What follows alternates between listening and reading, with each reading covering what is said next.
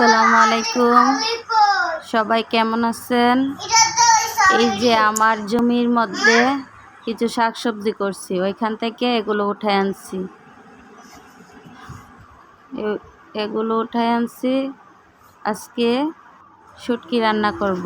আমার জমির সবজিগুলো আমার কাছে দেখতে অনেক ভালো লাগছে, তাই আমি এগুলা ফেসবুকে শেয়ার করলাম।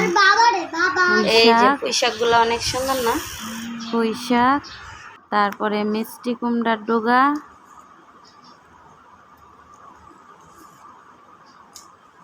তারপরে আপনার দেশি আলু, কাঁঠালের বিচি, তারপরে আপনার মিষ্টি আলুর ডগা, বেগুন, সব কিছু একসাথে দিয়ে রান্না করব। সব শেষে রান্না করি ফেললাম। দেখেন আমার শুটকিটা কেমন হয়েছে।